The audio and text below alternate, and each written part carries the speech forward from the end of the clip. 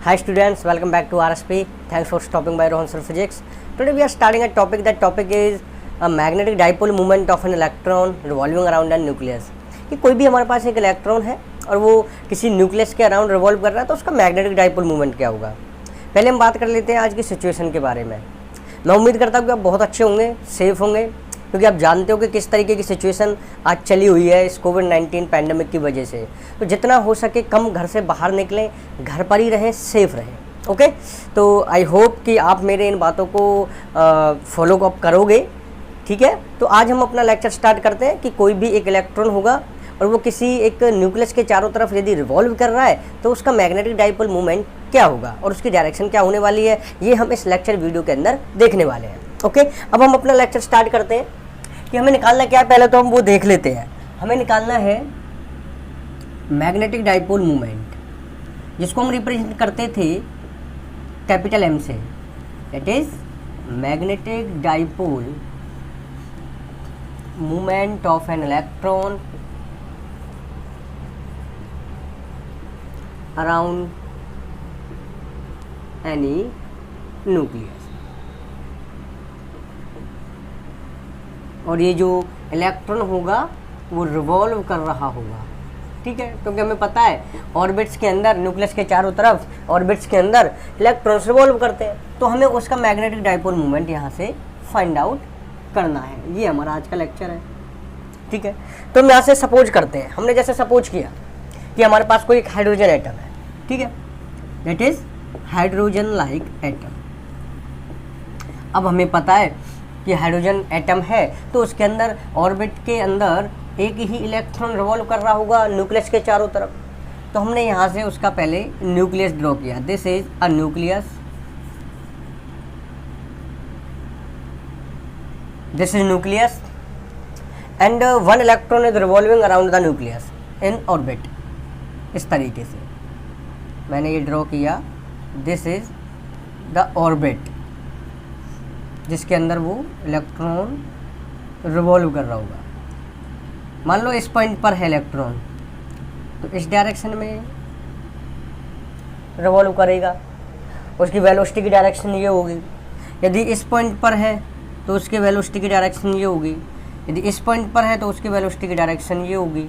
और यदि इस पॉइंट पर है तो वो ये होगी वेलोसिटी की डायरेक्शन। क्योंकि हमें पता है यदि सर्कुलर मोशन के अंदर कोई भी ऑब्जेक्ट रिवॉल्व कर रहा है तो उस पॉइंट पर यदि हम टेंजेंट ड्रॉ कर दें तो that is the tangent shows the direction of the velocity momentum.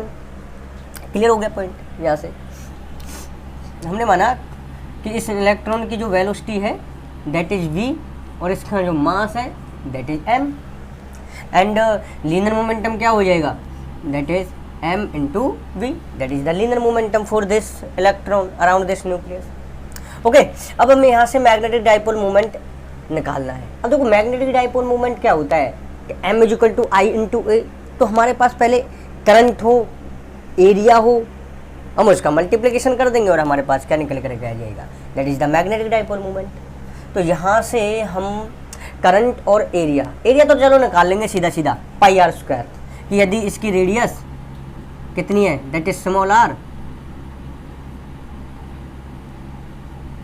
Are इसकी रेडियस है, तो हम यहाँ से सीधा सीधा निकाल सकते हैं that is the area, that is pi r square. अब हम यहाँ से करंट निकालें तो करंट किस तरीके से निकालें। अब देखो इलेक्ट्रॉन मूव कर रहा है। अब इलेक्ट्रॉन मूव कर रहा है इसका मतलब क्या है कि वो करंट क्रिएट करेगा ही करेगा। तो हमें पता है कि when ever a charge crosses and cross sectional area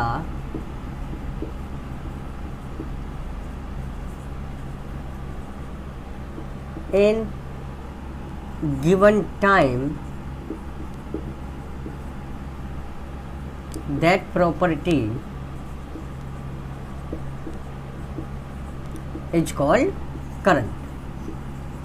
या फिर दूसरे तरीके से बोल सकते हैं the rate of flow of charge is called current. किसी भी तरीके से बोल सकते हैं, कॉल्ड करंट। अब यहाँ से जो rate of flow of charge है, यहाँ पर एक कंडीशन होती है कि वो उस क्रॉस सेक्शनल एरिया को कंप्लीट क्रॉस करने में कितना टाइम ले रहा है। जैसे कि मान के चलो ये इलेक्ट्रॉन इस क्रॉस सेक्शनल एरिया से पास आउट हुआ, तो वापस कब पास आउट होगा, कितना टाइम लगेगा उसको दोबारा पास आउट होने में, दैट इज द करंट, है ना। कितना टाइम लगेगा, उसे टाइम लगेगा टाइम पीरियड के बराबर, कि वो एक रिवोल्यूशन लेने में कितना टाइम ले रहा है, वो एक रिवोल्यूशन लेने के लिए कितना टाइम ले रहा है, that is the time period. तो जब वो यहाँ से गुजर जाएगा, पास आउट हो जाएगा, तो दोबारा पास आउट कब होगा, that is the time period. तो इट मीन्स यहाँ से हम जनरल फॉर्मूला लिखें आई के लिए, तो that is D Q by D T. लेकिन यहाँ पर क्या हो रहा है, the charge is electronic charge, that is E, and the time is that is time period. Time period होगा ना, यहाँ से निकलेगा चार्ज, तो दोबारा इसको यहीं क्रॉस आउट करने के लिए कितना टाइम लगेगा, that is the time period. Time period क्या होता है, एक रिवोल्यूशन लगाने के लिए, एक चक्कर लगाने के लिए कितना टाइम यूज किया, तो वो तो टाइम पीरियड होगा, ठीक है, क्योंकि सर्कुलर मोशन हो रही है। तो यहाँ से आई की करंट की वैल्यू कितनी हो गई, that is E by T, this is the value of current. ये थोड़ा कम चल रहा है मार्कर, मैं दूसरा मार्कर ले लेता हूँ।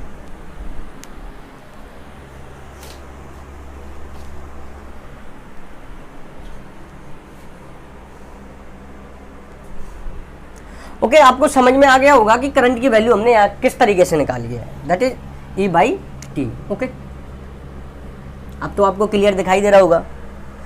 यहाँ से मैं इस टाइम पीरियड की वैल्यू निकाल सकता हूँ, क्योंकि मुझे पता है, देखो मुझे टाइम पीरियड की वैल्यू निकालनी है।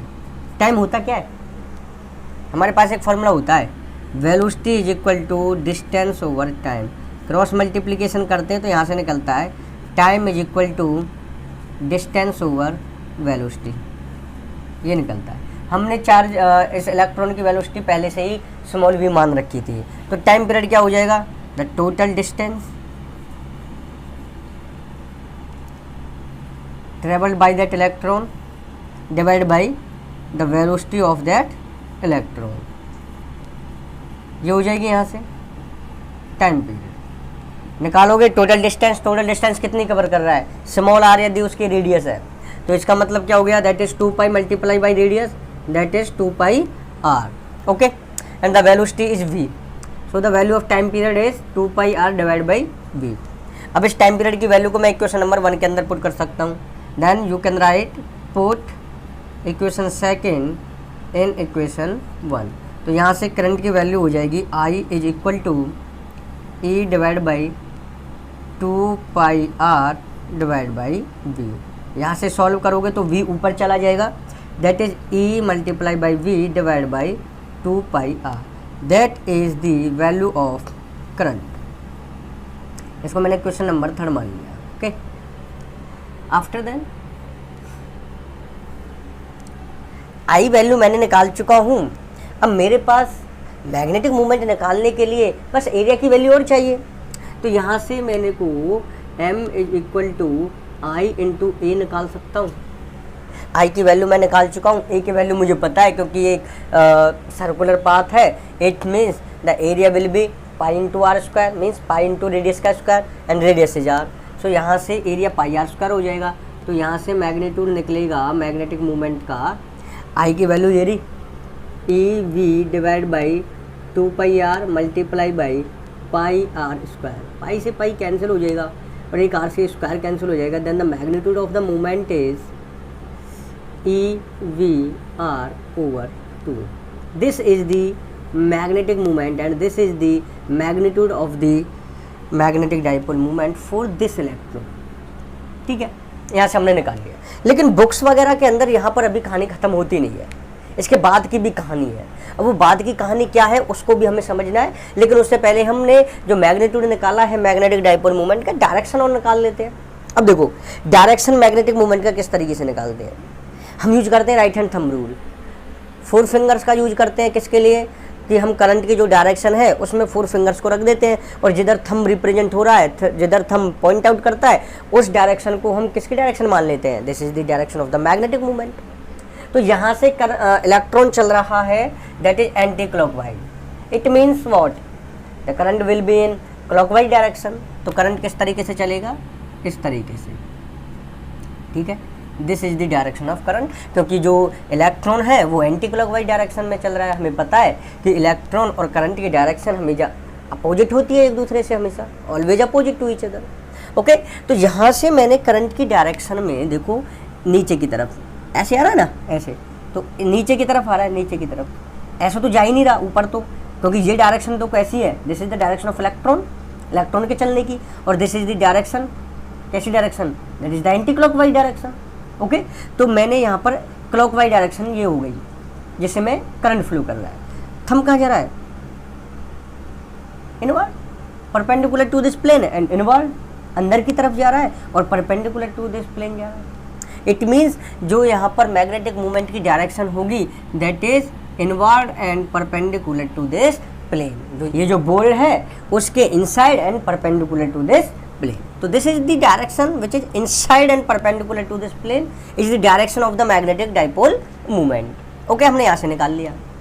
अब देखिए, हम एक वर्ड टर्म पढ़ते थे क्लास 11th के अंदर, that is the angular momentum, जिसको हम एंगुलर ऑर्बिटल मोमेंटम भी बोलते हैं, ठीक है, and which is represented by capital L, and formula for capital L is r vector cross p vector. This is the position vector and this is the linear momentum vector, and linear momentum that is the mv. Okay, and if we open this formula, then it will be magnitude of L, that is rp sin theta. This is the formula, and theta is the angle, theta is the angle between r vector and p vector, that is the momentum. Okay, आपको समझ में आया होगा यहाँ से। अब यहाँ से हम ये देखते हैं कि यहाँ पर थीटा की वैल्यू होगी कितनी। तो थीटा वैसे एंगल है किस किस के बीच का, that is the r vector and the p vector. R is the position vector and p is the momentum vector. अब यहाँ से हम थीटा की वैल्यू कैलकुलेट करते हैं। फॉर एन एग्जाम्पल, हमने मान लिया कि यहाँ पर इलेक्ट्रॉन है, यहाँ पर what is the position vector, the position vector is the radius vector, this is the radius vector, this is the position vector of this electron, that is r. And what is the linear momentum vector, तो हमें पता है कि linear momentum की direction निकालने के लिए, linear momentum vector को निकालने के लिए जिस पॉइंट पर इलेक्ट्रॉन है हमें वहाँ पर क्या करना पड़ेगा, एक टेंजेंट ड्रॉ करनी पड़ेगी। हमने टेंजेंट ड्रॉ कर दी। तो this is the direction which is the tangent to that circle, to that path, that is the direction of that linear momentum. तो यहाँ से क्या दिखाई दे रहा है कि the angle between these two is of 90 degree. तो हमें यहाँ से पता चल गया थीटा की वैल्यू कितनी होगी, that is 90 degree. And we can put this theta in this equation. So L is equal to R P sine 90, और हमें पता है साइन 90 की वैल्यू कितनी होती है, सबको पता है, दैट इज 1। तो L is equal to R into P, और पी की वैल्यू हमको पता है, that is M V, mass, the product of mass and velocity. तो यहाँ से क्या हो जाएगा, L is equal to R multiply by mv, that is the magnitude of L is equal to mvr. This is the orbital angular momentum for this electron when this electron is moving in the orbit around that nucleus. तो यहाँ से हमने angular momentum की value निकाल ली है। अब यहाँ से एंगुलर मोमेंटम की डायरेक्शन निकालते हैं। तो डायरेक्शन किस तरीके से निकालोगे, इसके लिए भी किसी का यूज करने वाले हैं, that is the right hand thumb rule. लेकिन जब हमने मैग्नेटिक मूवमेंट की डायरेक्शन निकाली थी तो 4 फिंगर्स को करंट की डायरेक्शन में रखा था। लेकिन जब एंगुलर मोमेंटम निकालेंगे, किसका निकाल रहे हैं एंगुलर मोमेंटम, इलेक्ट्रॉन का निकाल रहे हैं ना। तो राइट हैंड थंब रूल जब यूज करोगे तो 4 फिंगर्स को किस डायरेक्शन में रखोगे, जिस डायरेक्शन में इलेक्ट्रॉन चल रहा है। तो इसका मतलब क्या हो गया कि हमने right hand thumb rule use किया और इलेक्ट्रॉन जिस डायरेक्शन में मूव कर रहा है अपनी 4 फिंगर्स को रखा। हमें पता है the electron is moving in anti clockwise direction, तो हमने 4 फिंगर्स को एंटी क्लॉकवाइज डायरेक्शन में रोल किया, कर्ल किया। पॉइंट आउट कहाँ कर रहा है thumb, that is outward and perpendicular to this plane. So the direction of the orbital angular momentum is outward and perpendicular to this plane। तो मैं यहाँ से एक फैक्ट पता चल रहा है, एक पॉइंट पता चल रहा है, the direction of the orbital angular momentum and magnetic dipole moment is opposite to each other. दोनों एक दूसरे के बिल्कुल अपोजिट डायरेक्शन में है। Magnetic movement that is perpendicular and inside to this plane, orbital angular momentum that is perpendicular and outside of this plane. तो बिल्कुल just opposite है एक दूसरे के। ये बात भी हमें समझ में आ गई, बहुत अच्छे, वेरी गुड। अब देखिए आगे, हमने L की वैल्यू निकाली, M की वैल्यू निकाली, हमने इन दोनों को ना डिवाइड कर दिया, हमने इनका रेशियो निकाला। देखते हैं क्या निकल करके आता है। M magnitude divide by magnitude of L। अब मैग्नीट्यूड ऑफ M क्या है, that is EGR divide by 2 and multiply by MVR। यहाँ से V से V कैंसिल हो जाएगा, R से R कैंसिल हो जाएगा, that is M magnitude divide by L magnitude is equal to E divide by 2M। This is the ratio of angular momentum and magnetic moment. And इस ratio को हम कहते हैं the ratio is gyro magnetic ratio. ठीक है, the ratio is gyro magnetic ratio. तो जब भी आप लोगों को न्यूमेरिकल के अंदर गायरा मैग्नेटिक रेशियो निकालने के लिए बोला जाता है तो आप क्या करोगे, orbital angular momentum magnetic dipole moment और ऑर्बिटल एंगुलर मोमेंटम का क्या निकालोगे, दैट इज द रेशियो, वहाँ से निकालोगे। ओके, एंड यदि तुम इस रेशियो को, जो गायरा मैग्नेटिक रेशियो आया है, इसको तुम वेक्टर फॉर्म में लिखना चाहते हो तो किस तरीके से लिखोगे, देखिए M vector divide by L vector is equal to minus E divide by 2M। मैंने यहाँ पर माइनस क्यों लिखा है, मुझे पता है कि M vector is just opposite to L vector, क्योंकि मैग्नेटिक मोमेंट की डायरेक्शन और एंगुलर ऑर्बिटल मोमेंटम की डायरेक्शन एक दूसरे के जस्ट अपोजिट है। तो मुझे तो माइनस लिखना ही है, क्योंकि यहाँ पे माइनस क्या शो करेगा कि M and L are in opposite direction to each other. Okay, आप लोगों को बात समझ में आ गई होगी और मैं इसको मान लेता हूँ that is the equation number 6। Okay, very good. उसके बाद देखिए, हमने बोर्स मॉडल पढ़ा था, बोर्स थ्योरी पढ़ी थी एटम के बारे में। उसके अकॉर्डिंग क्या होता था कि for an electron the orbital angular momentum is an integral multiple of a term, that term is h over 2 पाई।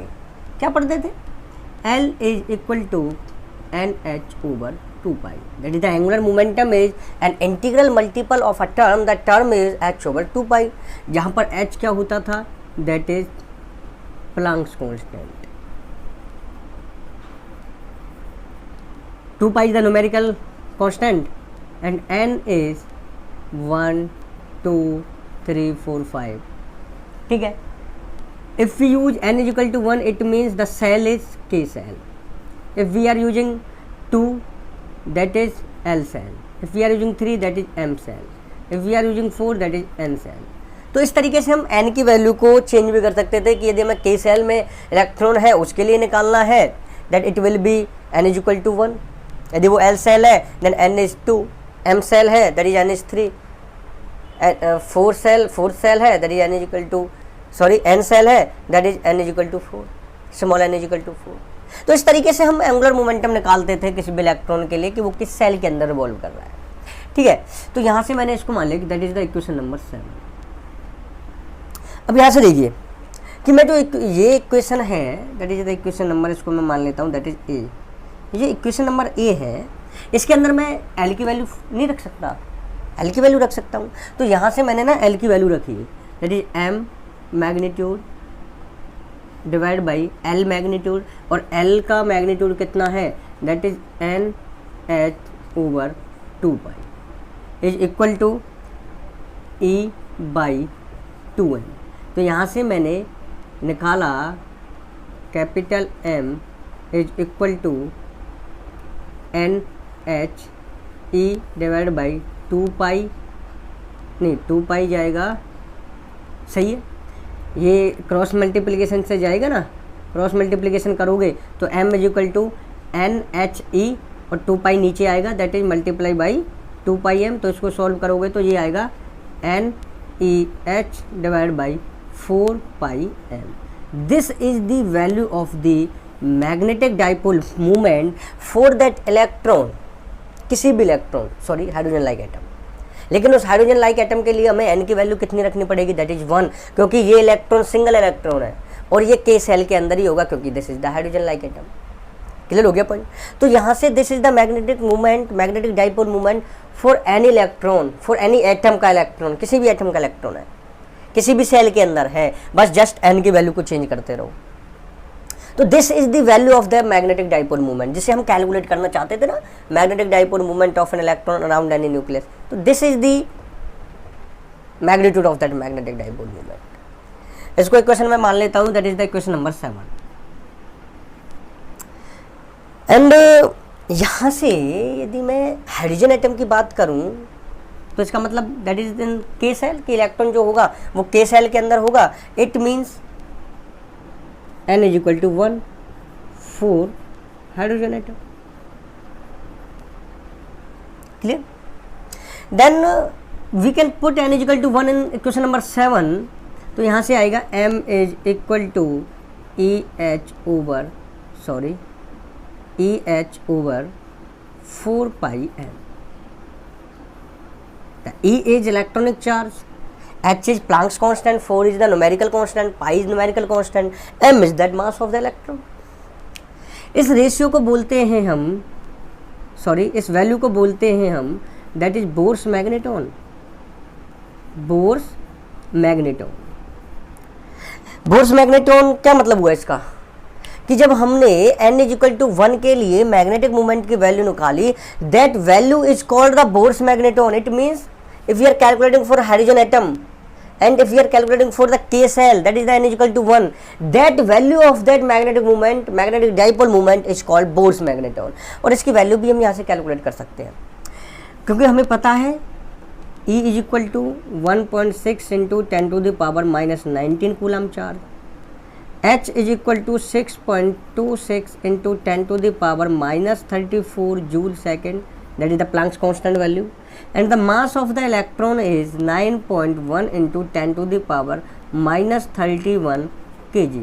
यहाँ से जब तुम वैल्यूज पुट करोगे तो यहाँ से वैल्यू निकल कर के आएगी 9.1 into 10 to the power minus 34 ampere metre square. तो मुझे कमेंट बॉक्स में इसका सॉल्यूशन करके दिखाना है सभी को, जो भी वीडियो देख रहे हैं, कि यहाँ से मैग्नेटिक मोमेंट की value 9.1 into 10 to the power minus 34 ampere metre square किस तरीके से आई है, किस तरीके से यूनिट एम्पियर मीटर स्क्वायर आई है। तो कमेंट बॉक्स में कमेंट कर सकते हो आप लोग, ठीक है।